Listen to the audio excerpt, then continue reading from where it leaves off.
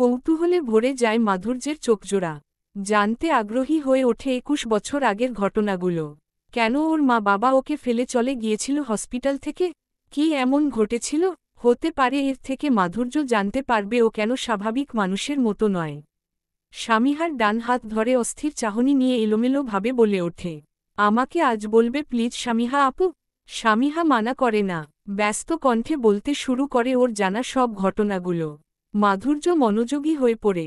২১ বছর আগে ডক্টরের কেবিন থেকে সবে চেক আপ করে ফিরছে মধুরিমা চৌধুরী এবং মুহিত চৌধুরী। মাঝে মাঝে মিষ্টি হেসে পেটে হাত রাখছে মধুরিমা। মুহিত প্রাণোচ্ছল হাসি নিয়ে মধুরিমার হাত যত্নের সঙ্গে ধরে রেখেছে আর অন্য হাতে ড্রাইভ করছে গাড়ি।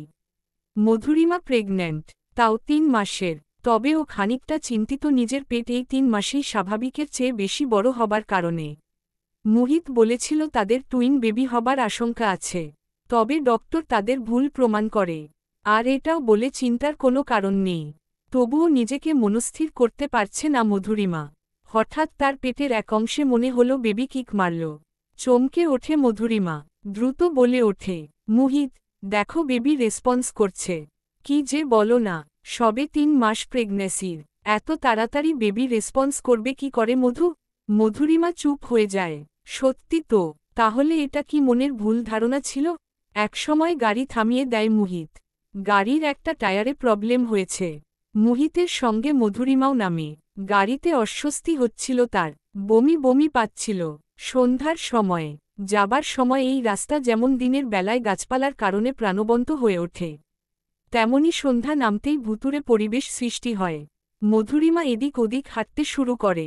মুহিত তাকে বেশি দূরে যেতে মানা করে। একটু একটু করে হাঁটতে হাঁটতে বেখেয়ালি হয়ে পড়ে মধুরিমা। বেশ খানিকটা দূরেই এসে পড়ে।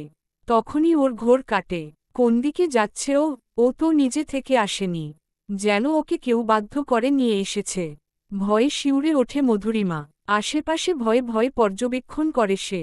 জঙ্গলের ছোট ছোট গাছ নড়ে ওঠার শব্দ আসতে থাকে তার কানে। একটু একটু করে পিছাতে থাকে সে। চিল্লিয়ে ডাকে, মুহিত। মুহিতের সাড়া পাওয়া যায় না। হঠাৎ ছোট জঙ্গলি গাছের আড়ালে কিছু চকচকে নীল চোখ দেখতে পায় সে। মনে হচ্ছে কোনো হিংস্র প্রাণী তার দিকে চেয়ে আছে। আগপাছ না ভেবে দৌড়াতে শুরু করে মধুরিমা। পেছনে থেকে কিছু পায়ের ধাপের আওয়াজ আসছে। কেউ সঙ্গে কোনো অদ্ভুত প্রাণীর ডাক। বুকের ভেতরটা ভয়ে দুরুদুরু করছে। প্রাণপণে দরুদ পাঠ করছে যাতে সে বাঁচতে পারে। একসময় পেটে তীব্র আঁচড় অনুভব করে সে। পড়ে যায় রাস্তায়। পেটে বেশ আঘাত লাগে। বড় বড় শ্বাস ফেলতে ফেলতে তার অনুভূত হয় তার পেট থেকে গড়িয়ে কোনো তরল পদার্থ পড়ছে। পেটের দিকে তাকায় মধুরিমা। শাড়ির আঁচল আলতো সরাতেই তার পেটে বর্ষর আছড়ের দাগ দেখতে পায়। সেখান থেকে রক্ত গড়িয়ে পড়ছে। আর দেখার সাহস পায় না মধুরিমা। দৌড়াতে শুরু করে, আবারও উঠে। পথেই এক বৃদ্ধকে দেখে থেমে যায় সে।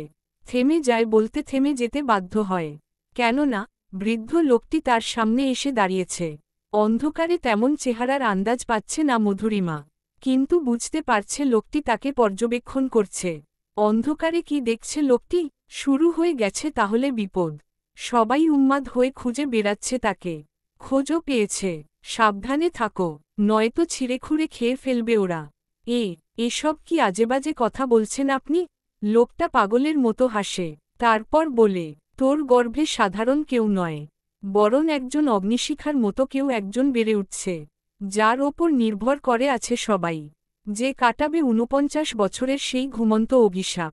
অপেক্ষা, অপেক্ষা, অপেক্ষা। ভরকে যায় মধুরিমা। সবকিছু মাথার ওপর দিয়ে যাচ্ছে।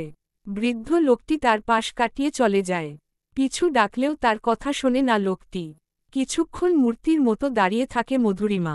এ কি হচ্ছে তার সাথে? মুহিতের কণ্ঠে পেছনে ফিরে তাকায় মধুরিমা। যেন প্রাণ ফিরে পায় সে। দ্রুত গিয়ে ঝাপটে ধরে মুহিতকে। হাউমাউ করে কেঁদে দেয় সে। কি হয়েছে মধু, আমাকে বলো। কোথায় গিয়েছিলে তুমি? জানো আমি কত ভয় পেয়েছিলাম। কি হয়েছে আমাকে বলো। শান্ত হও। কোনোমতে শান্ত করাই মুহিত মধুরিমাকে। মধুরিমা ফুপিয়ে ফুপিয়ে সবটা বলে। মুহিতের কাছে সব অবিশ্বাস্য মনে হয়। সে কোমল সুরে বলে ওঠে, এসব কিছুই নয়। আমার কথা শোনো, ওই বৃদ্ধ লোক যদি ওসব কিছু বলেও থাকে তাহলে সব মিছেমিছি বলেছে।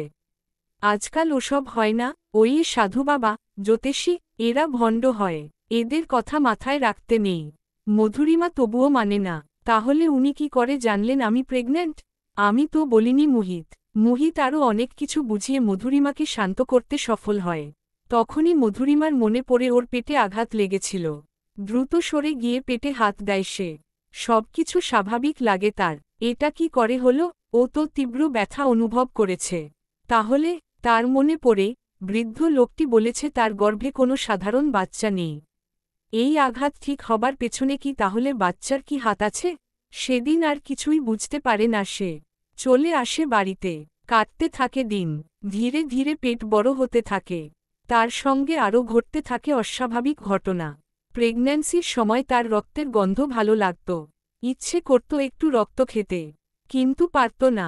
আজেবাজে স্বপ্ন আসত। রাতে ঘুম আসত না। ব্যাপারগুলো স্বাভাবিক হলেও ওর কাছে মোটেই ঠিকঠাক লাগছিল না। আশ্চর্যজনকভাবে ঠিক 5 মাস 5 দিনের মাথায় মধুরিমার পেইন ওঠে। চিৎকার করে সারা বাড়ি মাথায় করে সে। দ্রুত হসপিটালে নেওয়া হয় তাকে। ডক্টর জানায় দ্রুত অপারেশন করতে হবে। মুহিত অবাক হয়। অস্থির ভঙ্গিতে বলে, এটা কি করে হয় ডক্টর? আমার ওয়াইফের সবে মাত্র প্রেগন্যান্সির 5 মাস 5 দিন হয়েছে। এত তাড়াতাড়ি বেবি পর্যাপ্ত বড় কি করে হতে পারে? এটা কোনো অস্বাভাবিক ঘটনা নয় চৌধুরী। আমাদের মেডিকেল সায়েন্সে এমন অনেক ঘটনা রয়েছে।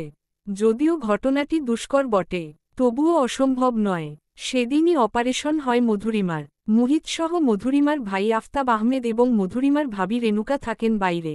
সেদিন ছিল পূর্ণিমার রাত। চাঁদ অনেক কাছে দেখা গিয়েছিল। যেন চাঁদ নিচে নেমে এসেছে।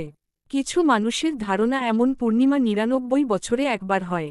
এই দিন নাকি পৃথিবী মাঝে মানুষের জগতে এক অন্য গ্রহ বা রাজ্যের জীবের আগমন ঘটে। যদিও এটা কুসংস্কার মানা হয়। বেশ কিছুক্ষণ পর বাচ্চার কান্নার আওয়াজের বদলে খিলখিল হাসির আওয়াজ পাওয়া যায় অপারেশন থিয়েটার থেকে। যেই হাসির আওয়াজ ছড়িয়ে পড়ে পুরো হসপিটালে। মুহিত আর মধুরিমার কোল জুড়ে আসে এক কন্যা সন্তান। সে ছিল যেমন জন্ম থেকেই আরেকটি চাঁদ। চাঁদের মাঝেও খুঁত থাকলেও সেই কন্যার মাঝে ছিল না কোনো খুঁত। পুরো হসপিটালের মানুষ হুমড়ি খেয়ে পড়ে তাকে দেখার জন্য। কারণ মেয়েটি কান্নার বদলে হেসেছিল। মুহিত আর মধুরিমার চোখ জুড়িয়ে যায় তাদের সন্তান দেখে। এ কোন রাজ্যের পরী? নিজেদের দিকে তাকাতাকি করে তারা। তারা কেউই তো এত সৌন্দর্যের অধিকারী নয়। মুহিত নিজের মেয়ের কপালে চুমু খেয়ে বলে, এ যে মাধুর্যের মেলা বসেছে। তাহলে তোমার নাম আজ থেকে মাধুর্য। ছোট্ট মাধুর্য তখন জানালার বাইরে চাঁদের দিকে তাকিয়ে খিলখিলিয়ে হাসতে ব্যস্ত। মাত্র কয়েক ঘন্টা আগে জন্মগ্রহণ করা বাচ্চার এত চঞ্চলতা দেখে হতভম্ব মধুরিমা আর মুহিত। সে চিন্তা করতে থাকে সেদিনের বলা ওই বৃদ্ধ মানুষের কথাগুলো। সবাই আড়ালে চাঁদের আলোতো তাকিয়ে থাকতে সবুজ বর্ণের হয়ে ওঠে তার মাধুর্যের বড় বড় চোখজোড়ার মণি। মুহূর্তেই তা মিলিয়ে যায়। জন্মের পর নিয়মই হচ্ছে বাচ্চারা কাঁদবে। তাদের কান্নার আওয়াজ শোনা যাবে। কিন্তু মাধুর্যের ক্ষেত্রে তা উল্টো হওয়ায় সবাই যেটা পজিটিভলি নেয়নি। বিশেষ করে ডক্টর মাধুর্যকে বেবি অবজারভেশনে রেখে দেওয়ার জন্য বলেছিল মুহিতকে। মুহিত রিস্ক নিতে চায় না মাধুর্যকে নিয়ে। সে রাজিও হয়ে যায়। বেশ কয়েকদিনের জন্য আলাদা হয়ে যায় তার মা বাবার থেকে মাধুর্য। এরপর যে তার মা বাবার সঙ্গে দেখা হবে না সেটা কি সে জানত? মাধুর্যের যখন বয়স মাত্র 7 দিন, অদ্ভুত ও রহস্যময়ভাবে গায়েব হয়ে যায় মধুরিমা ও মুহিত। তাদের আর পাওয়া যায় না। সবাই আকাশ থেকে পড়ে। এতটুকু ফুটফুটে বাচ্চা রেখে কোথায় গেল তারা? কেনই বা গেল? মাধুর্য আলাদা ছিল অবজারভেশনে। সেদিন থেকেই নিজের বোনের মেয়েকে বুকে জড়িয়ে নেন আফতাব আহমেদ। নিজের ছায়ায় বড় করে তোলেন মাধুর্যকে। বর্তমান সবকিছু জেনে থমেরে বসে আছে মাধুর্য। চোখে টলটল করছে তার পানি। তার মা বাবা কেন তার প্রতি এই অন্যায় করল? কেন ছেড়ে গেল তাকে? মাধুর্যকে চুপচাপ দেখে স্বামীহা তার বাহু ধরে ঝাঁকুনি দেয়। সঙ্গে সঙ্গে স্বামীহাকে জড়িয়ে ধরে ফুপিয়ে কেঁদে দেয় মাধুর্য। স্বামীহা বুঝতে পারে মাধুর্যের মনের অবস্থা। তার লাল লাল চুলে হাত বুলিয়ে দিতে থাকে স্বামীহা। মা বাবা, আমার সঙ্গে এমন কেন করল? আমি কি দোষ করেছিলাম বলতে পারো আমায়? এভাবে বলিস না মাধুর্য। হয়তো তাদের সঙ্গে নিশ্চয় কোনো না কোনো ঘটনা ঘটেছিল। হয়তো উনারা তোকে ইচ্ছে করে ছেড়ে যাননি। মাধুর্যের কান্নার বেগ বেড়ে যায়। স্বামীহা তাকে চুপ করাতে অভিমানী হয়ে বলে ওঠে, এটা ঠিক নয় কিন্তু আমার বার্থডে আজকে আর তুই কেঁদে ভাসিয়ে দিচ্ছিস, আমার মন খারাপ করে দিচ্ছিস মাধুর্য। মাধুর্য মাথা উঠায়, চোখের পানি মুছে ফেলে। স্বামীহা আলতো হেসে বলে, এখন স্মাইল দে। মাধুর্য চুপ থেকে কিছুক্ষণ পর মন ভুলানো হাসি দেয়। স্বামীহাও হেসে দেয়, কিন্তু মাধুর্যের মনে থেকে যায় হাজারো প্রশ্ন। এর উত্তর কোথায়? সন্ধ্যা প্রায় 7টা। বেশ কয়েকজন মেহমান এসেছে স্বামীহাদের বাড়িতে স্বামীহার জন্মদিন উপলক্ষে। ছোট বাড়িটা মুহূর্তেই সুন্দর করে সাজিয়ে ফেলেছে মাধুর্য। আশেপাশে ফেরি লাইটে ঝলমল করছে। বিভোর নিজে মেহমানকে আপ্যায়ন করতে নিঃশ্বাস ফেলতে পারছে না। স্বামীহা যেহেতু বার্থডে গার্ল তাই তাকে যেন পুতুল সাজিয়ে বসিয়ে রাখা হয়েছে। সানিয়া এখনও সাজতেন মগ্ন, আর মাধুর্য ছোটাছুটি করছে। রেণুকা তাকে এক মুহূর্তের জন্যও রেহাই দিচ্ছেন না। একসময় জুস অন্য সময় সফট ড্রিঙ্কস দিয়ে বেড়াচ্ছে মেহমানদের। কবিতা বারবার মাধুর্যকে ধমক দিয়ে যাচ্ছে। কেন ও এসব করছে? মাধুর্য হেসে উড়িয়ে দিচ্ছে। মামি মায়ের কথার ওপর কথা কি করে বলবে সে? এক বিন্দুও বসার সময় নেই তার। স্বামীহার দেওয়া ঠিকানা অনুযায়ী এসে পড়ে অনুভব। গাড়ি থেকে নামে সে, একবার ওপরে উঠে থাকা চাঁদের দিকে পর্যবেক্ষণ করে। চোখ সবুজ বর্ণ হতে নিলে চোখ বুজে ফেলে সে। তৃষ্ণা পাচ্ছে তার, রক্তের তৃষ্ণা। সামলাতে হবে নিজেকে। এক ঢোক গিলে মাঝারি একটা বাড়ির দিকে পা বাড়ায় সে। সদর দরজা খোলা থাকায় ভেতরে ঢুকে পড়ে অনুভব। ভেতরে মানুষে ভরপুর, একটু অন্ধকার অন্ধকার পরিবেশ।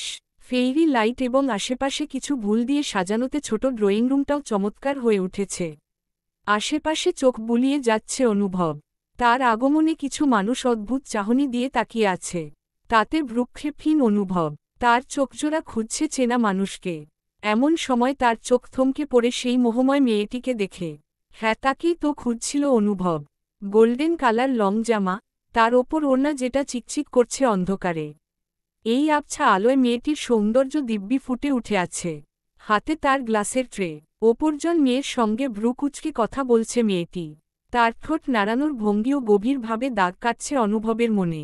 হালকা মাথা নাড়িয়ে এগিয়ে যায় সে। আজ ওই ছেলেটা আসবে? সত্যি বলছিস?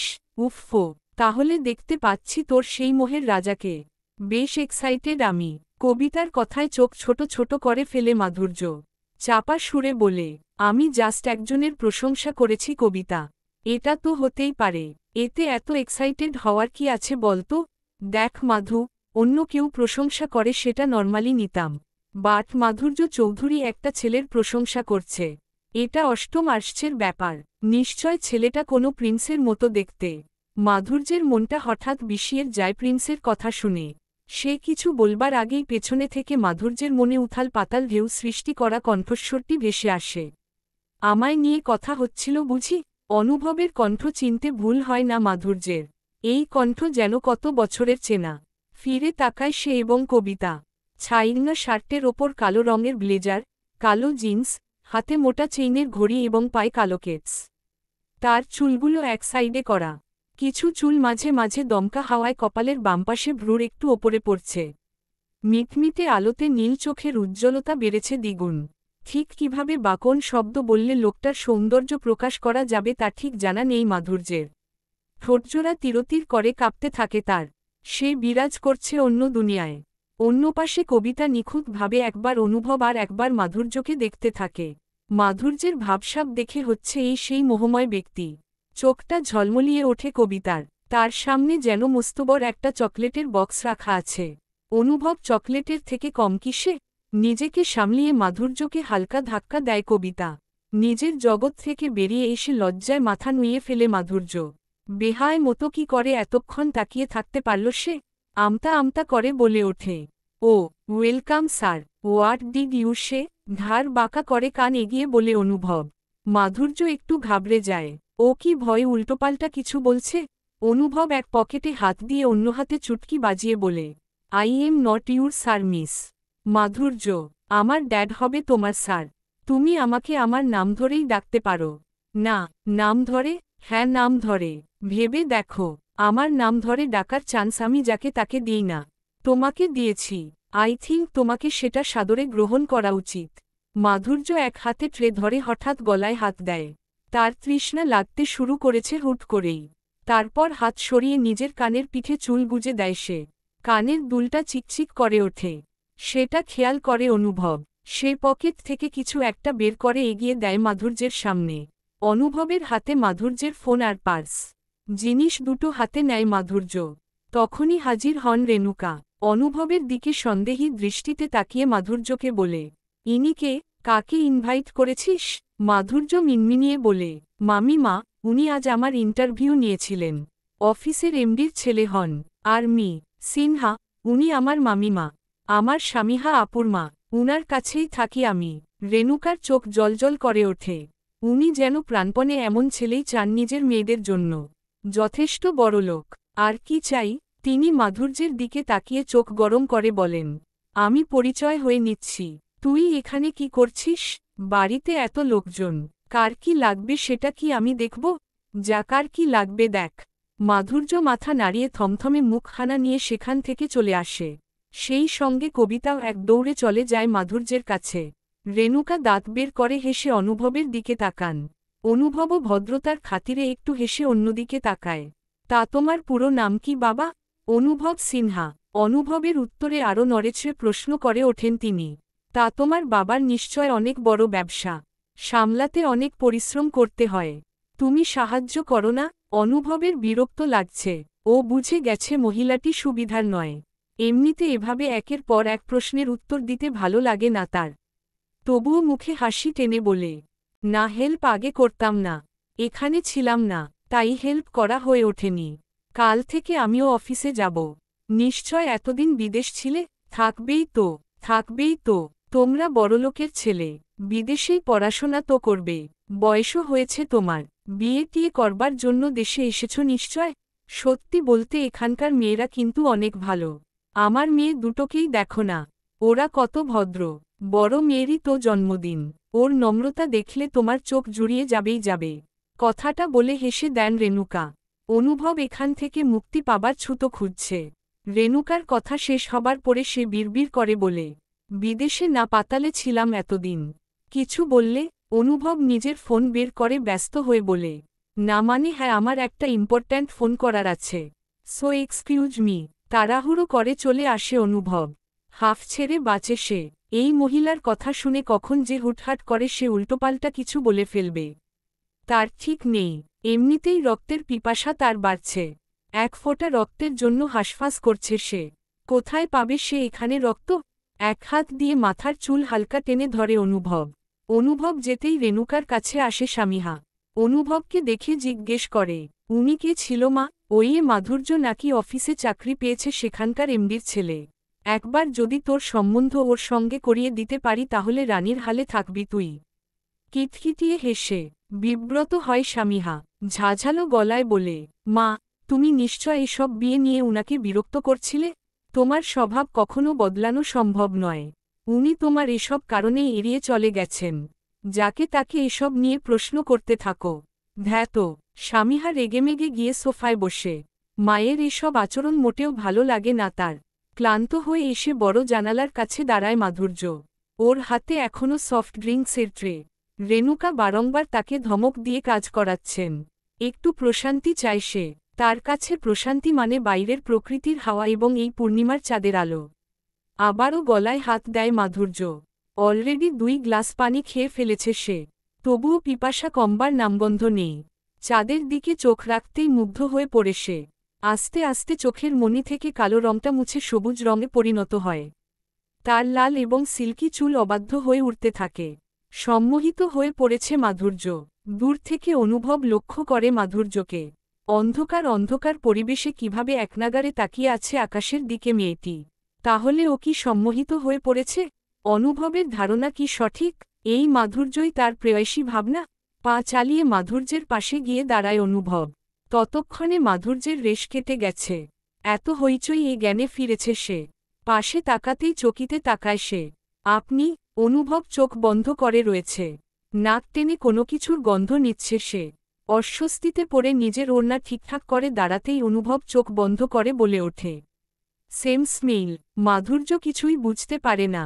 শূন্য দৃষ্টিতে তাকিয়ে তাকে অনুভবের দিকে। আস্তে আস্তে চোখ খোলে অনুভব। ও এই একই গন্ধ সেই সাদা ওড়নাতে পেয়েছে, যেটা পড়ে ছিল ভ্যাম্পায়ার রাজপ্রাসাদে।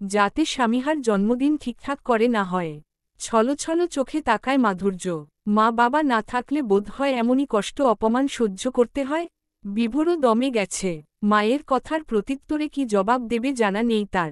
মুখ ফিরিয়ে নেয় সে। মাধুর্য দুর্বল গলায় বলার চেষ্টা করে, মামি মা, বিশ্বাস করো আমি ইচ্ছে করে কথাটা শেষ না হতেই গর্জে ওঠেন রেণুকা।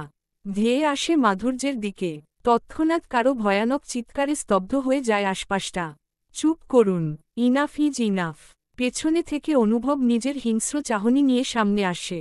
তার চাহনির দিকে তাকানোর সাহস নেই কারোর। থতমত খেয়ে যান রেণুকা। ঘাড় ঘুরিয়ে তাকায় মাধুর্য। চোখের পলক ফেলতেই গাল বেয়ে নোনাপানি গড়িয়ে পড়ে। থুতনিতে এসে থেমে পানির ফোঁটা নিচে পড়তেই নিজের হাতে পানির ফোঁটা নেয় অনুভব। তা দেখে মাধুর্য গোলগাল দৃষ্টিতে তাকায়। তোমার চোখের পানি অনেক দামি মাধুর্য। এই পানি জিনিস যার তার জন্য মাটিতে পড়তে দিও না। অনুভবের কথায় কেঁপে ওঠে মাধুর্য। লোকটা নিজের হাতের মুঠোয় বন্দি করে মাধুর্যের কোমল হাত। ওর ভেতরটা জ্বলছে শুধু মাধুর্যের অপমানের কারণে। শক্ত গলায় রেণুকার উদ্দেশ্যে বলে ওঠেন, আসার পর থেকে দেখছি এই মেয়েটাকে একা পেয়ে কতটা পরিশ্রম করিয়ে যাচ্ছেন। কারণ কি তাও জানি, ও আপনার নিজের মেয়ে নয়। ফ্রিতে 5 মাস খাটার লোক পেয়েছিলেন না, কিন্তু আফসোস আজ থেকে আর এই মেয়েটাকে 5 মাস খাটাতে পারবেন না। আমি দেব না। মাধুর্যের হাত ধরে দ্রুত বেরিয়ে আসে অনুভব।